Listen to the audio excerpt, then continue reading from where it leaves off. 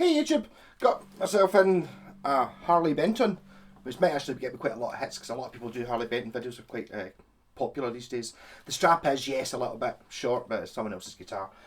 So this is it, unmodified. The guy has sent me in to put in new pickups and he's wanting my special humbucker switch and new tuners and a setup of new strings. So this is sitting completely original. These strings are not new, they're not bad. You know, they're not pure, oh my god, you got to change them. They're alright. So, just playing through my wee Laney VC15. I'm playing through that 3x12 cabinet, the mic's there, no effects on. So we've got neck pickup.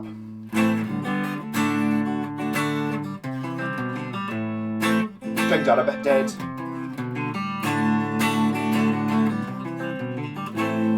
Both pickups.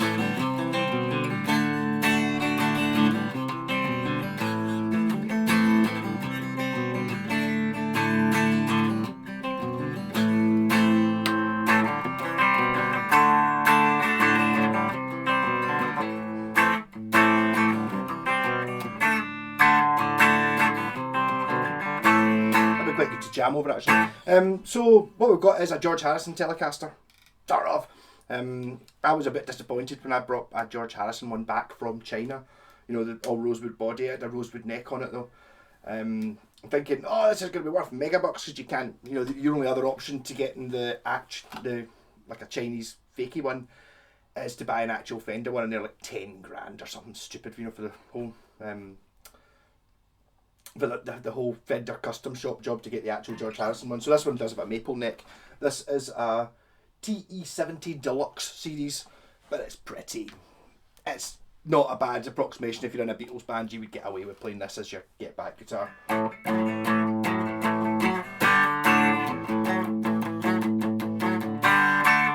But everything on it seems really good. It's got a Wilkinson bridge, so that's why that'll not be getting upgraded with brass saddles. Also got intonated saddles, were not falsely intonated. They've got a set intonation, but rather than just being a metal bar with 2 strings on it, it does make the fatter string a bit longer. So it's a intonation intonated better than a normal telly bridge, but still a telly bridge. The pickups in it are Roswell, which is a really cool name for pickups. They seem to be pretty good.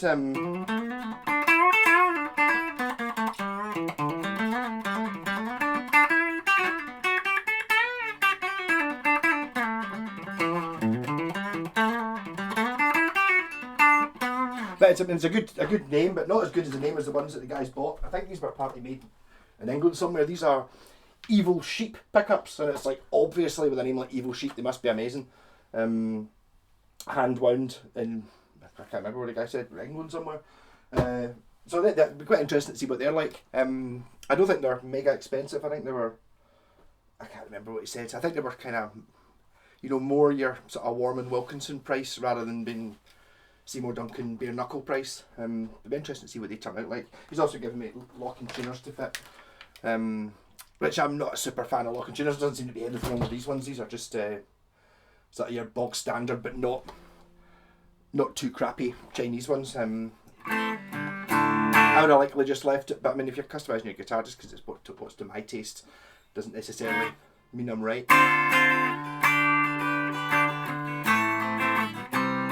Can I remember that riff I was playing? I quite like, well, I was playing.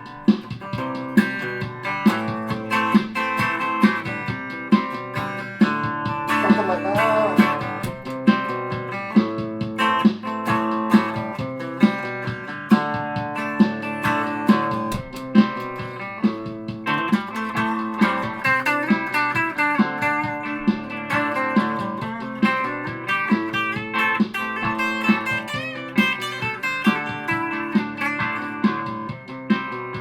Neck needs a bit adjusted. It's too straight. It's kind of fretting out and going bit.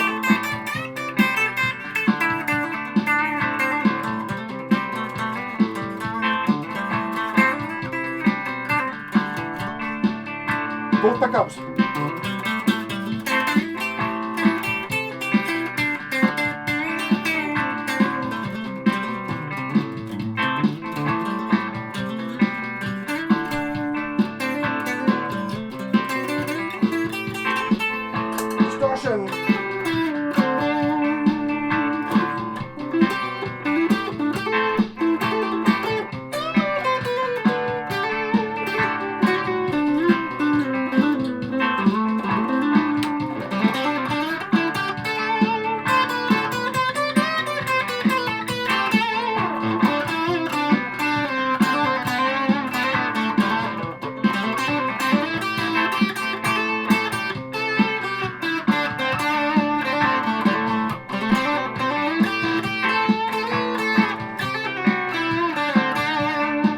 neck.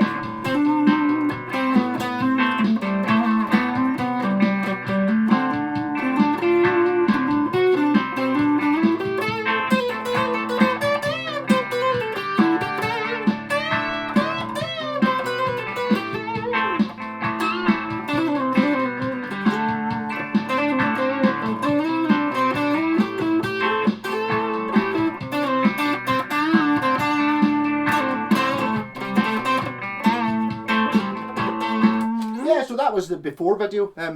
This guy's gonna love this guitar when he gets it back. It's, as I said there, it's fretting out on the high strings. I think that's because the neck's just slightly overly straight. If you hold down the E string on the first fret and the last fret, it's touching in the middle. So that could be, because it's not like one fret that's buzzing, it's kind of all of them, and they're not really buzzing, they're just a bit strangled. So I'm pretty much guaranteed this guitar's going to sound miles better once I'm done with it. Anyway, regardless of whether I change the tuners or, well, I'm going to. But even if I wasn't changing the tuners, the pickups, and putting in a fancy switch to get a bit more out of it. I can kind of see the point in these guitars. I mean, I've played a few Harley Bentons, not that many, but they really are. They're fine. I mean.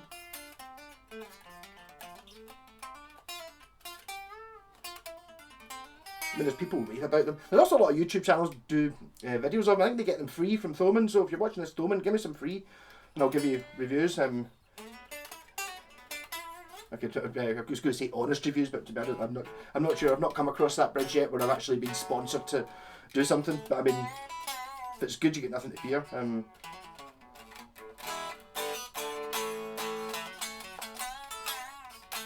But I don't know if there's really anything I would particularly change on it.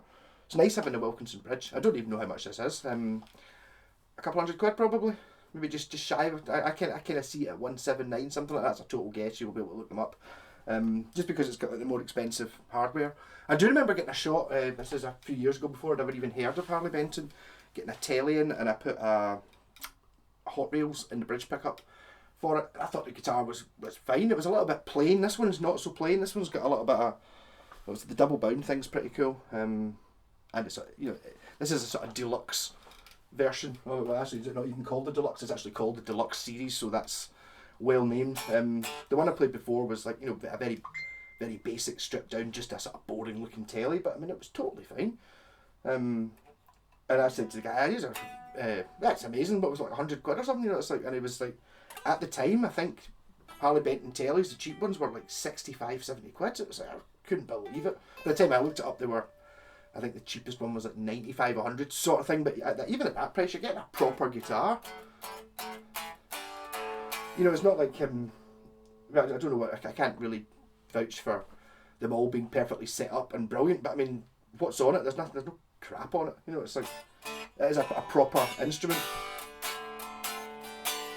You're almost getting to the point of you're going to buy yourself an Epiphone Les Paul or a Fender, or a Squier telly. Or do you go to Harley Benton and buy a Les Paul and a telly? It's like... Yeah, so short video this week. I might do my chat thing. Depends if I'm in the mood for it. I'll look to see if there's anything interesting to talk about.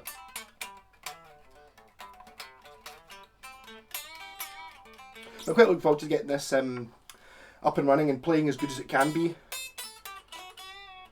Just a little bit spanky. Also, these two strings aren't new. I think these.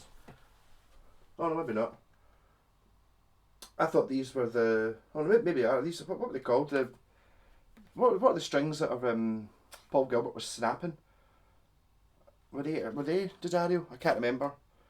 XL 10 to 46 seems normal. They will bend further, sing louder, and stay in tune better than any guitar string ever made. Well, they must be good. So interested to see what they're like as well. I've not ventured into that yet, and I'll see how I get on with the locking tuners.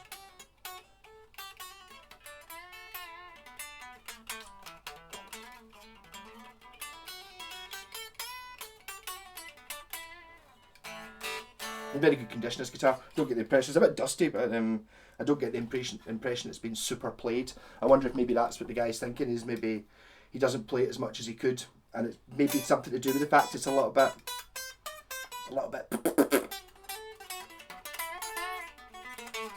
And sometimes you just need to, it needs a wee kick. Maybe there's just something not right about it for him. It's one of those things you get it back and it's like having new pickups in it and the tuners he likes. Maybe it's just going to be enough to put it over the edge to become a favourite. Rock on!